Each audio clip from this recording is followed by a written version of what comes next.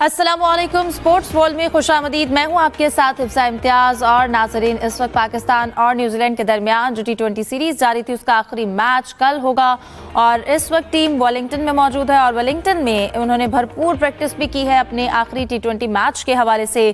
कुछ इम्कानात भी जाहिर किए जा रहे हैं कि शायद चेंजेस हों, क्या चेंजेस होनी चाहिए और बाकी तमाम इशूज़ पर बात करने के लिए मेरे साथ स्टूडियोज में मौजूद हैं जाहिद मकसूद साहब, यूसुफ अंजुम, इसके साथ साथ हमें ज्वाइन करेंगे सलीम खालिक साहब भी। सलीम साहब, सबसे पहले आज आगाज आपसे करूंगी। अस्सलाम वालेकुम, उम्मीद करती हूँ आप खैरियत से होंगे। कहिएगा, अब आखिरी जो मैच होने जा रहा है पाकिस्तान की टीम ने उसके हवाले से वेलिंगटन में प्रैक्टिस भी की है, जो चेंजेस हम सुन रहे हैं आप उस हवाले से क्या बताएंगे? देखिए, ऑफिशियली तो कुछ कहा नहीं है कि चेंजेस होंगी, लेकिन बहुत सारे प्लेयर्स ऐसे हैं जिनको मौका मिलना चाहिए। उस्मान है, सुफियान है, पता नहीं टीम मैनेजमेंट ने सोचा क्या है। वैसे अब तो सीरीज हाथ से निकल चुकी है और 4 मैच बहुत होते हैं किसी की सलाहियतों को जांचने के लिए। तो एक मैच में जो बैठे हैं प्लेयर जिनको चांस नहीं मिला उनको भी खिला लें तो कोई हर्ज नहीं है। शाहिद आफरीदी ने भी कल इसी तरह का स्टेटमेंट दिया था कि शाहीन आफरीदी और शादाब खान को रेस्ट देना चाहिए। वैसे अब लग रहा है कि दोनों का रेस्ट तवील हो जाएगा क्योंकि उनकी परफॉर्मेंस सीरीज में काफी मायूस कुन रही और अब गालिबन जो सिलेक्टर्स हैं वो भी यही चाहेंगे कि ये लोग पहले और डोमेस्टिक क्रिकेट वगैरह खेले, जैसे PSL आने वाली है वहां पर खेल कर फॉर्म बहाल करें और फिर बाद में जब कोई वैसे भी बाद में मौका मिलता है, लेकिन देखना होगा कि अब इनको कितना रेस्ट कराते हैं। ये ना हो कि फिर फौरन एक आध मैच में परफॉर्मेंस के बाद ले आए, क्योंकि अब सब्र का पैमाना लबरेज होने लगा है शायकीन का भी। और जिस तरह शादाब टीम में आए थे उससे भी काफी क्रिटिसिज्म सामने आया था। तो अब देखते हैं कि टीम मैनेजमेंट क्या करती है। वैसे भी ये 3-1 हो चुका है, अब ये 4-1 नहीं होना चाहिए, 3-2 हो जाए तो थोड़ा सा बेहतर लगेगा। आगे पाकिस्तान को और भी क्रिकेट खेलनी है। पहले 2015 में जब सीरीज हुई थी तो भूत पड़ गया था पाकिस्तान टीम के पीछे, अभी शिकस्तों का भूत पड़ गया है पाकिस्तान टीम के। आपको पता है न्यूजीलैंड में क्या हुआ था 2015? क्या हुआ था 2015 में जब पाकिस्तान टीम वहां गई थी तो हारिस सोहेल पाकिस्तान के क्रिकेटर हैं। एक दिन वो बड़े शोर करते हुए उठे कि मेरे बैट किसी ने जोर जोर से हिलाया, लाइटें खुद ऑन ऑफ हो रही थी। उसके बाद उनको बड़ा तेज बुखार हो गया, एक मैच भी नहीं खेल सके वो। टीम मैनेजमेंट परेशान होने, बहुत बड़ा एक इशू बना था कि भूत पाकिस्तान टीम के होटल में आ गया। बाद में उस टीम के एक ऑफिशियल थे, उनसे मैंने पूछा तो उन्होंने भी बताया था कि जी ऐसा उनके कमरे में भी हुआ था कि लाइट्स जगबूझ हो रही थी और बड़ा खौफजदा सा माहौल था वहां पर। तो पता ये चला था कि जहां पर ये टीम होटल था वहां पर पहले कब्रिस्तान था कोई, उसके ऊपर टीम होटल बनाया था, तो इस वजह से हुआ था। ये बड़ा मशहूर किस्सा था। और अब मगर ये वो वाले भूत तो अब नहीं पाकिस्तान टीम के पीछे, बड़ा शिकस्तों का भूत पीछे लग गया। कहीं आपके गुफ्तगू टीम ना सुन ले, टीम पहुंची हुई है वेलिंगटन में। आप टीम को डरा रहे हैं? नहीं, उनको पता है, लाइट जला के सोते हुए बेचारे सारे। सही। आप जाहिद साहब, आपकी जानिब आऊँगी। जिस तरह की अभी हम यही बात कर रहे थे कि शायद तब्दीलियों का भी इम्कान है, पर शायद अफरीदी की जानिब से जो स्टेटमेंट आई कि शाहीन और शादाब को आराम दिया जाए, आप इस हवाले से क्या कहेंगे? देखें, वेलिंगटन जो है ना, क्योंकि ये नो डाउट हर मैच जो है वो नया मैच होता है। यहाँ पे जो लास्ट मैच खेला गया वो ऑस्ट्रेलिया और न्यूजीलैंड के दरमियान था। 215 रन बनाए थे न्यूजीलैंड ने और 2024 में, और ऑस्ट्रेलिया ने वो चेज़ कर लिया था 4 विकेटों पर 216 रन बनाकर। इसमें कोई शक नहीं है कि हाई स्कोरिंग मैचेस हो रहे हैं। यहाँ पर इससे पहले 219 है जो हाईएस्ट स्कोर है, लेकिन जैसा पहले जिक्र किया जा चुका है क्योंकि पाकिस्तान एक मैच जीता है, 3 हार चुका है, सीरीज़ पाकिस्तान हार चुका है। बाकी जो प्लेयर्स हैं उनको सिर्फ सैर सपाटे के लिए साथ ले गए हैं, तो ज़्यादा बेहतर है कि उनको भी चांस मिलना चाहिए। उस्मान खान को अभी चांस नहीं मिला, उनका बहुत जिक्र भी किया जाता है। T20 वर्ल्ड कप में टीम के साथ गए थे, उसके बाद भी हमेशा टीम के साथ रहे, कभी वनडे में कभी T20 में। उमैर यूसुफ साथ हैं, उनको चांस नहीं मिला।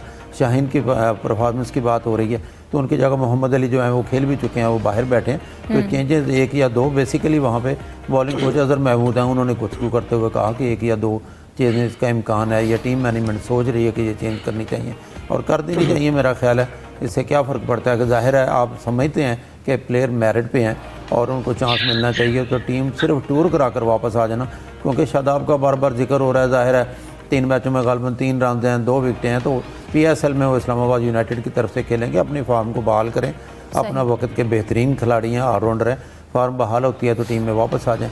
तो बेहतर तो मेरे ख्याल में है कि ये 2 चेंजेस करनी चाहिए टीम में, क्योंकि सिर्फ सैर सपाटा करके वापस ले आना, प्लेयर्स को भी मायूसी होती है बाहर बैठ कर, उनको अगर खेलने का मौका ना दिया जाए। बिल्कुल। न्यूजीलैंड का सैर सपाटा भी बड़ा जबरदस्त होता है। जी क्या कहा आपने सलीम साहब? मैंने कहा न्यूजीलैंड का सैर सपाटा भी बहुत जबरदस्त होता है, बहुत बहुत खूबसूरत मुल्क है, जो प्लेयर गए हैं वो भी मायूस नहीं होंगे। चले खाली हाथ तो नहीं आएंगे ना। सैरो तफरी हो जाएगी। ये न्यूजीलैंड के जाने की बड़ी ख्वाहिश है। सलीम साहब ने आज दूसरी बार न्यूजीलैंड की बड़ी तारीफ की है। वैसे नो डाउट एक अच्छा और खूबसूरत मुल्क है। तो यूसुफ साहब हम यही चाहते हैं कि एक अच्छे खूबसूरत मुल्क से खूबसूरत यादों के साथ टीम वापस आए और अब ये 4-1 से सीरीज खत्म नहीं होनी चाहिए। एटलीस्ट कल का मैच पाकिस्तान को जीतना चाहिए ताकि 3-2 का फिर भी कुछ तसल्ली रहे। देखिए हिफ्ज़ा, बिल्कुल ऐसा ही होना चाहिए। हम सब की बतौर पाकिस्तानी यही ख्वाहिश है कि पाकिस्तान की टीम अच्छे नोट के साथ इस सीरीज़ का अख्ताम करे। इतनी तौर पर नौजवानों के लिए बड़ा बेहतरीन मौका था, उनको फराहम किया गया तो ख़ुद को आजमाएँ। किसी ने एक आदमी आजमाया, ख़ुद को अपना साबित भी किया कि वो अच्छा फ्यूचर में जा सकते हैं, लेकिन बाज़ की वो जो किस्मत ने साथ नहीं दिया कह सकते हैं। और कल के मैच में यकीनी तौर पर लगता है कि शहीन शाह अफरीदी को रेस्ट करवाया जाएगा, शादाब खान को रेस्ट करवाया जाएगा और नए खिलाड़ियों को जो बेंच पर बैठे हैं उनको मौका दिया जाएगा। जहाँ जहाँ टीम में तब्दीलियों की बातें हो रही हैं वहाँ पर मैं आपको थोड़ा सा ये भी अपडेट कर दूँ कि अब कोचिंग में भी तब्दीलियाँ लाने की बातें शुरू हो गई हैं पीसीबी की राहदारियों में, और इस बात की कंफर्मेशन मुझे हो चुकी है कि 2 जो पीसीबी के आला फैसला साज हैं उन्होंने अब सोचना शुरू कर दिया कि आकिब जावेद की जगह पर अब गैर मुल्की कोचेस के साथ टीम को आगे बढ़ाया जाए। और एक जो डायरेक्टर थे उनका तो ये भी ख्याल था कि सिर्फ पाकिस्तानी कोचेस नहीं रखने चाहिए बल्कि जो पूरा कोचिंग पैनल हो सारे का सारा गैर मुल्की खिलाड़ियों पर, गैर मुल्की जो माहिरीन उन पर ही मुश्तमिल हो।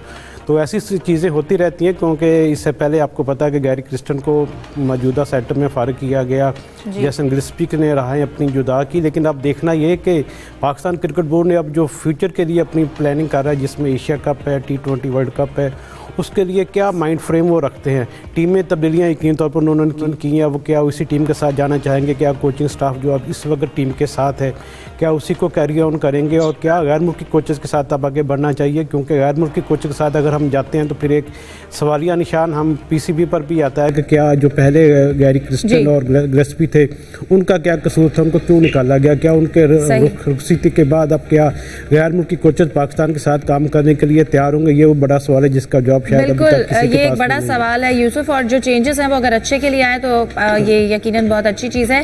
सलीम साहब, जैसे कि यूसुफ ने कहा कि गैर मुल्की कोचेस जो हैं वो अग्री करते हैं पाकिस्तानी टीम के साथ, मैनेजमेंट के साथ काम करने के लिए। इसके साथ साथ हमारे बॉलिंग कोच अजहर महमूद की जानिब से भी बयान सामने आए गेन कि हमें हार से सीखना है और हम किसी टूर्नामेंट से बाहर नहीं हुए हैं, सिर्फ सीरीज़ हारी है।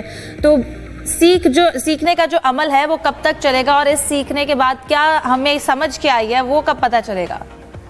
देखिए, मैंने जब से होश संभाला, क्रिकेट मैंने देखना शुरू की, मैं अखबारों में खबरें पढ़ता था, तो जब टीम हारती थी ना तो यही कहते थे सीखने के मराइल से गुजर रहे हैं, टीम तश्कील नौ के दौर से गुजर रही है। और इतना अरसा हो गया, अभी भी मैं वही देख रहा हूँ, और मेरा ख्याल है कि 20 साल बाद जो कोई देखेगा वो भी यही देखेगा। क्रिकेट का ही यहाँ पर यही होता है, कुछ अल्फाज रट लिए हैं और वही जो है दोहराते रहते हैं। गैर मुल्की तो अभी भी देखें, अजहर महमूद भी गैर मुल्की है, बरतानवी की शहरियत है।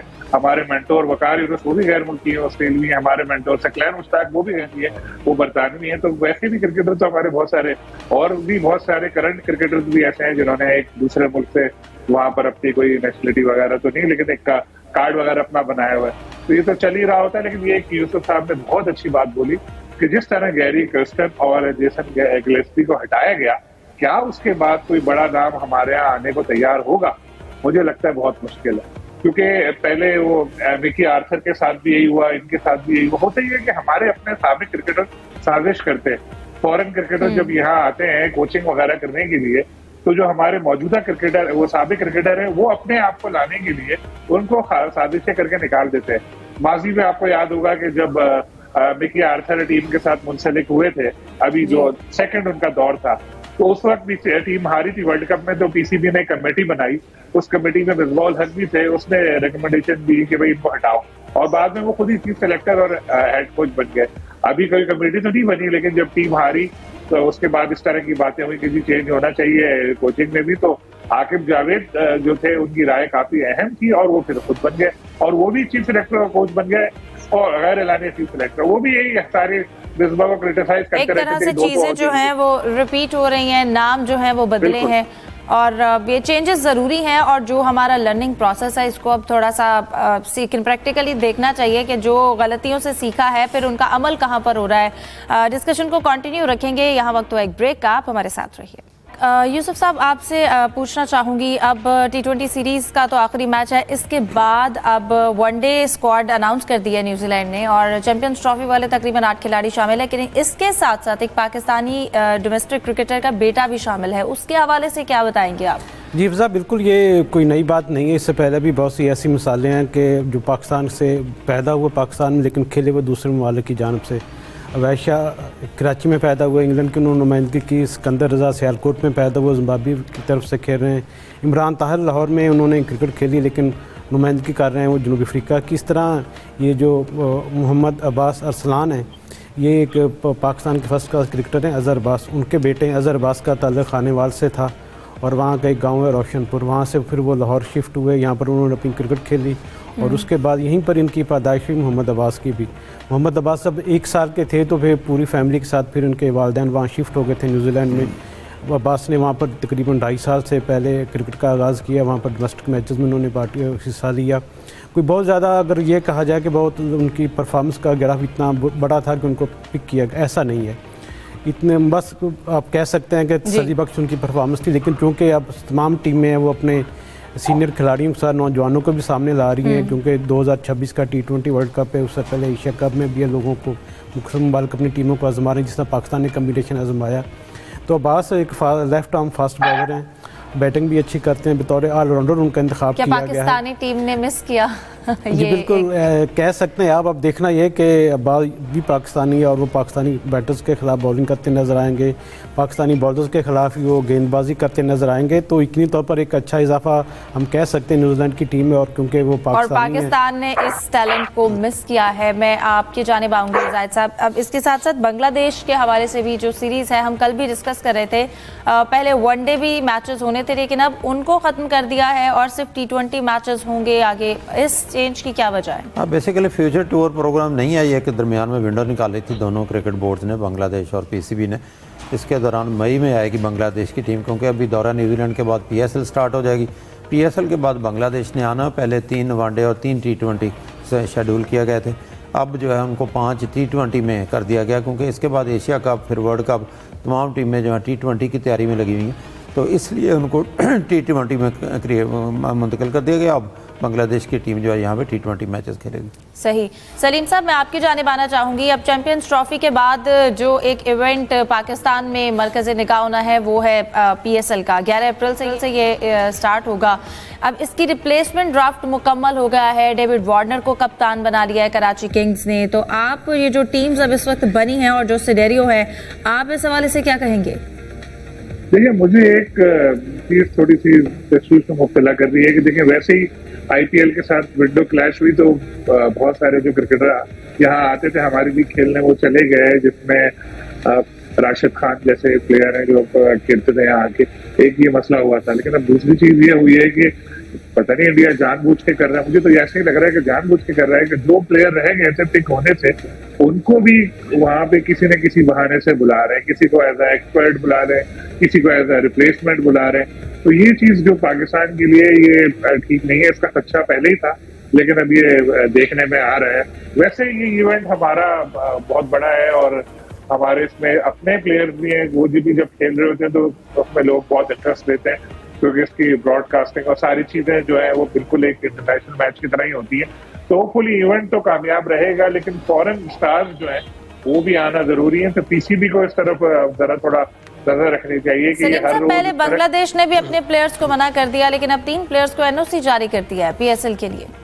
देखिए, NOC जारी किया था ना जिस दिन, उसी दिन PCB का वो प्रेस रिलीज आया कि ये रिप्लेसमेंट ड्राफ्ट है और उसमें बांग्लादेशी प्लेयर्स के नाम भी थे। तो मुझे लग रहा है कि शायद कुछ मैचेस के लिए वो हो, ऐसा होगा, कुछ इस तरह का चक्कर होगा। अच्छा, एक बात अगर आप मुझे इजाजत दें तो मैं इसमें इजाफा करूं, जो उन्होंने अब्बास के बारे में, बस टाइम थोड़ा शॉर्ट है, पर छोटा सा शॉर्ट ही मैं बता रहा हूँ कि पाकिस्तान से बाहर जो पाकिस्तानी रह रहे होते हैं ना, ऑस्ट्रेलिया में, इंग्लैंड में, मैंने वहां देखा है कि उनको एक मकसद होता है बहुत सारे लोगों का कि हमारा बेटा क्रिकेट खेले, क्रिकेटर बने। तो वो उसके लिए बहुत मेहनत करते हैं और उनको अकेडमीज में मुख्तलिफ लेके जाते हैं, अपने काम खत्म करते हैं, अपने बच्चों को लेके घूम रहे होते हैं वो। तो इसी वजह से आपको नजर आ रहा होगा इंग्लैंड में भी बहुत सारे पाकिस्तानी आ रहे हैं, ऑस्ट्रेलिया में कुछ आए, अब न्यूजीलैंड से भी आने लगा। तो शायद जो ख्वाब उन लोगों ने देखा होता है अपनी आंखों में कि हम क्रिकेटर बने, लेकिन रोजगार की वजह से वो छोड़ने पड़े थे ख्वाब, फिर वो ख्वाब अपनी औलाद से पूरा करवाने की कोशिश करते हैं। बिल्कुल। और ये भी कहा जा सकता है कि ठीक है अपनी औलाद से ख्वाब पूरे करवाने, लेकिन फिर भी ऐसा क्यों है कि वो टैलेंट दूसरे मुल्कों में जा रहा है? अगर ये पाकिस्तान में ही खेलता, पाकिस्तानी टीम की नुमाइंदगी करता, तो ये बहुत ज़्यादा अच्छा होता। लेकिन इन चीज़ों पर और बहुत सी ऐसी चीज़ें हैं मैनेजमेंट के हवाले से जिन पर काम करने की ज़रूरत है। प्रोग्राम का वक्त खत्म हो गया है। तमाम मेहमानों को बहुत शुक्रिया। अल्लाह हाफ़िज़।